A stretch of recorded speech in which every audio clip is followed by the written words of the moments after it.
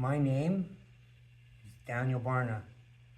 I am born on June 23rd, 1981.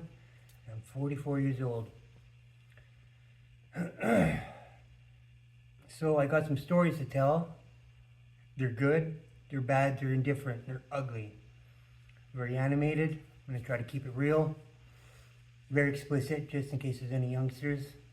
You might want to plug your fucking ears. Met this girl, man. I gotta tell you, beautiful. Okay, so her name is Morningstar Jameson.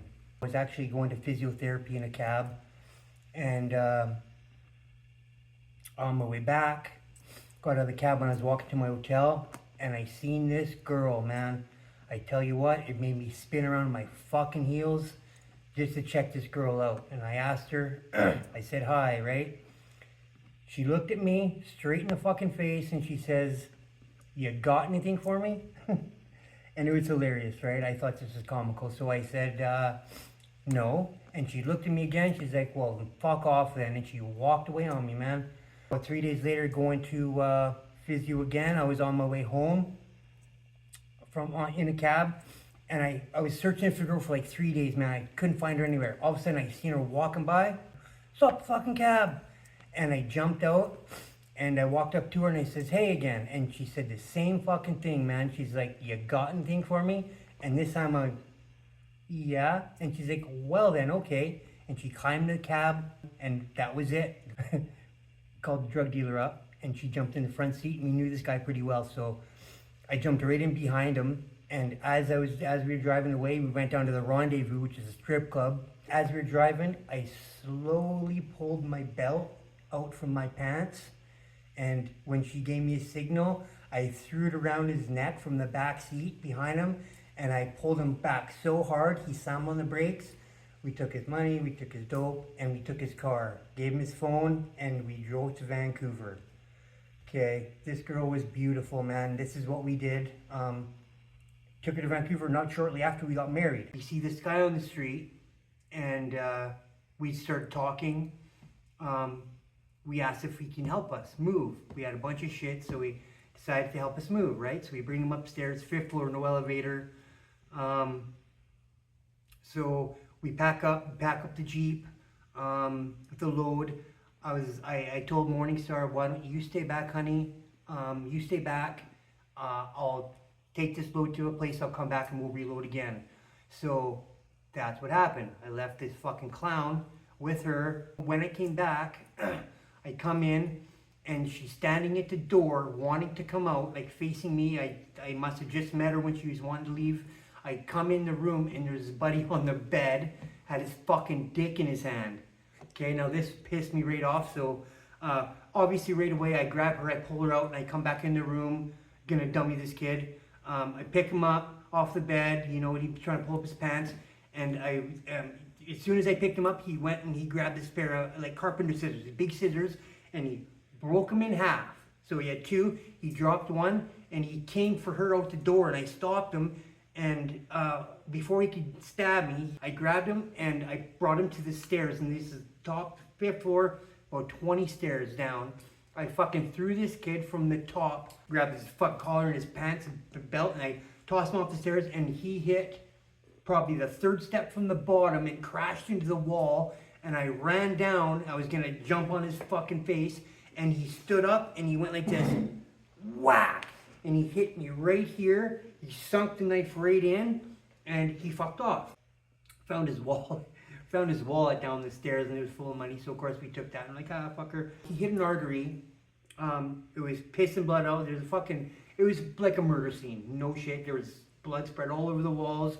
Got to the hospital and they undid the hoodie. I had a purple ball size of a fucking fat grapefruit under my arm where they went through and they pushed all this blood and stuff in there. This cute little Asian nurse, I remember, climbed up on the bed and she like kneeled on my arm, stopped it. She's there for about half an hour, and I swear to God, that hurt more than actually getting stabbed itself. Like, I didn't realize I was stabbed at first. Downtown East Side. Living, bouncing from hotel to hotel. These hotels literally should be fucking condemned. rat infested, no shit. Not a sober person in not one of these hotels we stayed at. 50, 60, 70 rooms. Nothing but addicts, alcoholics. To be on the real, fucking rapists, murderers. And you know what? So having addiction, I didn't give a fuck. This was my norm. I did it for 10 years with her. All kinds of crazy shit. Go to this girl's house, Let me tell you, this is before I even had sex. So I watched a lot of fucking porno at this time, Playboy magazines, whatever, So I kind of fucking figured I knew what I was doing a little bit. But I tell you, man, both these girls got naked and we just started, I think, how did it start? I had Wanda fucking ride my fucking face. I had Crystal ride my fucking cock. Just hammering these bitches, And I tell you, for my first time, it was nice. First of all, I can't even describe to you what it felt like. And I tell you, I fucked these two chicks, no shit, first time, like 2 hours. And yeah, it was good, I hammered them both. And after this was done, we'd go lay down. And I swear to God, little Wanda comes back up into my room and she grabs my hand and she's like, I want to fuck again. I'm like, yeah, sure. So I must have done something right. Got both these chicks off and I even fucking went round 2 with the next one, man. First time. I loved it. It's good. With my brother and his girlfriend, we went to Chilliwack Lake to go camping. Big bush party. This is when it gets a little, oh man, I do feel bad about it now. I still haven't told my brother. But so we set up this hammock and his little girlfriend, Kelsey, just such a cute little thing. Just a little fucking horn dog, little slut, right? Set up this hammock, getting just fucking loaded, getting fucking hammered, you know what I mean? My brother's already passing out. It's still daylight time. Had a little fire, set up this hammock, I was saying. And I just grabbed her, and this little chick didn't even have to fucking do nothing. This bitch had her fucking clothes off in a fucking hot minute, man. Titties like this. Fucking, I was 22, I think she was 17. I was only 22, so give me a break, right? Almost like a sex swing, It was fun. Grabbing her, just like swinging her back and letting her go, like pushing on a fucking swing. Of course, now I'm hammered drunk. I got a little piece of ass, so I sat on this fire, and there's about 10, 11 people around here. And this dude, I started talking with me, he seemed a real cool guy, this and that, Of course, me, Daniel, not wearing a fucking shirt, never. I don't wear a shirt fucking anytime in the summer. Comes off in May, comes back on maybe August, maybe if I'm lucky. Took it off after a day. I don't know if you can see that, but it's fucked. Right here. Compared to the other one, yeah, it was a bad wipeout, man. So this kid, out of nowhere, comes up and he tries to kiss me on the lips, man. Straight up, and I fucking pushed him back, and I just gave him one good one, and he fell almost in the fire. Thank God he didn't. But everybody got so fucking mad at me, and I don't know what happened. I don't know if it turned some people on or what, but this one girl's like, oh my God, I gotta get you safe. You're not safe here, all this bullshit. As we're walking away, she's holding my hand, and she's, about 35, I'm maybe 25. Chick is fucking a bombshell, bud. Smoke show. Fucking ass for days. As we're walking to her tent, she's like, yeah, I'm bringing you here. We'll hide you in here. And she's like, oh yeah, my friend's in there sleeping, but she keeps waking up, says she wants someone to cuddle with or whatever. So right away, you know where my head's at. Little did I know, these two fucking little slutbag bitches are setting me up. So we get to the tent, she unzips. As she's unzipping it, I'm peeking my head in. The bitch kicks me in my ass. I fucking flop into the tent, and she comes up behind me and zips the tent up, and now I'm looking around. I mean, there's two hot chicks here, totally fucking sucking me to come in the tent. You can't rape the willing, but I swear to God, if it was any other way, I got raped that night with these two bitches. And it was epic, man. But I still remember, not remembering, to be honest, what really happened. So I remember one time I was cruising along the seawall, and I swear to God, I had like this other experience, man. It was like, no shit, 1.5 miles above me. Almost like an outer body experience, man. fucking like an eagle or like a hawk or something like this, right over me, looking down at me, seeing this little fucking dude on a skateboard, like a little ant, just glide with me. And I did this fucking for hours, man. You know, reality, don't know, man. A trip, don't know, maybe. I know it's high as fuck. And I skated so long that day, I remember I was almost on the way back, and no shit, both my legs seized up at the exact same time, and I fucking did a chin skid so fucking hard. I was coming down Summit Drive way too fast, coming down center line, double lanes of traffic coming both, and I hit a patch of gravel so hard. I was going so fast, I hit the ground so fucking hard, man. I broke my clavicle, my collarbone, broke my elbow, vertically split it. My forearm, got 2 bones in there, broke each one, and my middle fucking finger. My wife's dead. A couple years in already at this time. Okay, so Maine and Hastings, half a block down, in between Maine and Columbia on Hastings, there's a shooting gallery, is what they call it. So where I can fucking go, use my needles. Used to be a junkie, okay? I remember it was a Wednesday, it was about 7 o'clock in the evening, and you know, in Vancouver, fucking pouring rain. It's called Insight. So I go to Insight. When you go into Insight, you give a handle. My name is Darnell, that's my middle name. You wait till there's a spot open, and I'll describe it for you.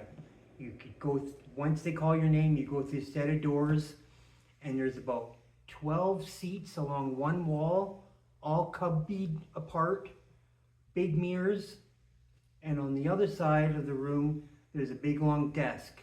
Behind this desk, we have real doctors and real nurses, okay? This is where it gets fucked up. When you sit down to use your needles, these people will literally sit with you. If you can't get a vein, they will get it for you. Literally, they say you hold it, they'll guide you. When they're ready, you push it in, pull the needle out. In all reality, they do it all. My use when I was using needles would be about 3 points of speed and about a half gram of down. Now, doesn't seem like a lot, doesn't really look like a lot, but as far as the drug itself, not heroin, more fentanyl, which is a whole lot more deadly, and methamphetamines mixed, it's a pretty dangerous combo. Fucking loved it. Have to admit, I'm not gonna lie, I loved it.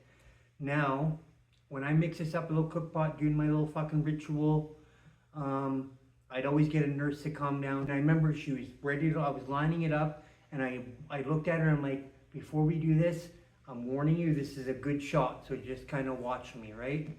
So, I remember, this is what I remember. Whether it's reality or whatever the fuck it was, I can't tell you. And that's the honest truth. Once we got it, she hit me right away, pulled it out. I remember standing up, wiping my forehead and saying, fuck, that was a good shot. Next thing I know, what I remember is black. And then all of a sudden I opened my eyes. I remember walking by Amsterdam Cafe and Victory Square Park, and I remember in my head I was going to St. Paul's Hospital. Here's where it gets fucked up. It was, first of all, broad daylight.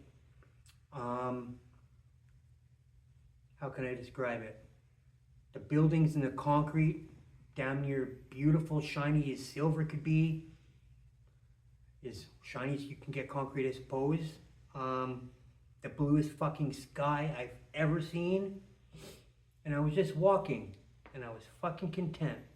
I didn't know why I was going to St. Hospitals. I remember not even caring why.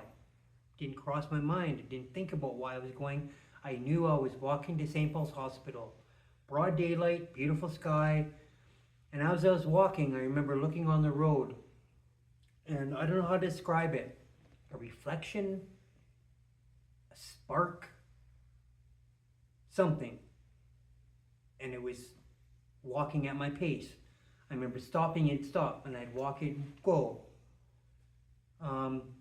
Then I remember getting to St. Paul's Hospital. I remember seeing a nurse doing some sort of something to me, and then I seen a doctor, and it was pretty quick, as far as I remember, and they released me. Now, when I started walking home, it was, I don't know, it was still night. It was pouring rain still, and I got home, and I had a friend staying with me, and she was like, "Where have you been?" I'm like, "I don't know. I don't remember." Now, don't forget, I just left the hospital, came home. She asked me where I was. I had no fucking clue until I looked at my wrist and I see my name, a bracelet from the hospital. I'm like, fuck, I was at the hospital. Okay, so a couple days later, I walk into Insight and I ask them, "Hey, do you guys record ODs if they happen?" They were like, "Yes." I'm like, "Okay, so did I OD a couple days ago?" And they told me, "Yeah." And I'm like, "Can you tell me about this?" So what they'd said blew my fucking mind, okay? I still don't know what I can differentiate between reality and fucking wherever the fuck I was. They told me, I came in, sat down, asked for a nurse to help me. She continued to tell me that I asked to watch me because it was a good shot. They say they helped me, they got my shot, they said I stood up, and they said I wiped my forehead and said, "Fuck, that was a good shot." And then, according to them, I collapsed. Okay? I overdosed. They tried to give me oxygen, they gave me Narcan first, and I had an allergic reaction, started vomiting. So they couldn't give me oxygen. They gave me another Narcan, they kept trying, but I kept having this reaction, I was vomiting, so they couldn't give me oxygen. About 5 minutes later, apparently, they called the ambulance. They came, okay? They gave me Narcan as well, so I am told, and they couldn't give me oxygen either, so they threw me on the gurney, whatever, they hauled me out to the ambulance, and they drove me to St. Paul's Hospital, and then soon after I was released. Now that's where it got fucked up. I remember, clear as day, walking to fucking St. Paul's Hospital, knowing I was going there, not knowing why, and it was daylight. I mean, I remember when I got to Insight, it was pouring rain. When I left the hospital, it was still pouring rain. So somewhere in between this amount of time, the only way I can explain it is, well, how can I put it simply? I was fucking dead. And I was walking to St. Paul's Hospital to go get myself. It's the only way I can explain it. And as far as that light I seen I was telling you about earlier, I come to the conclusion that that was me, that was my reflection, and I was just a fucking energy. My soul, I believe, was going to get me, right? After that, when I figured all this out, went back to Insight and talked to the nurses and stuff like this, I remember seeing a friend, and what they said is, they asked me, "Do you fucking remember seeing anybody or anything?" And it's funny because I remember not seeing anybody. Like, I was fucking by myself. And at the time, that didn't cross my mind or concern me either. But looking back, it's almost fucking scary. I don't remember seeing anybody. No vehicles, no traffic, no people, just me. I also came to the conclusion that I was in between somewhere because I had experience previous to this years before. My grandpa had passed in Chase. This is probably 20 years ago, okay? I remember, and I thought it was a dream at the time, but I remember in my dream, I'll call it a dream for now. I remember in my dream, I went down to Thompson River in Chase by the bridge, and there's this bench with green grass, water, and the mountains in the sky. What I remember is how blue the fucking sky was. how fucking green the trees were and the grass was.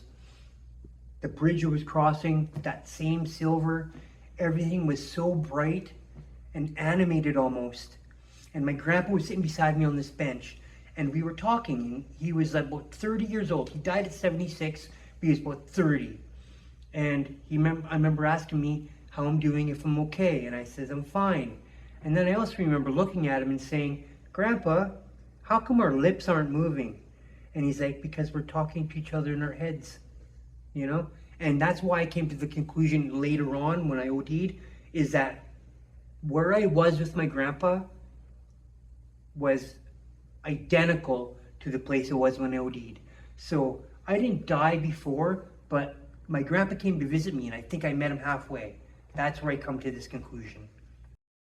Let me tell you, this bitch would get fucking off the chain horny. So, of course, we do our thing and we just fuck like beasts, man. Let it all come out. You know? This goes to show that, you know, we're not alone. I don't know what's going on. Maybe I'm just a fucking tripped out motherfucker. But, yeah.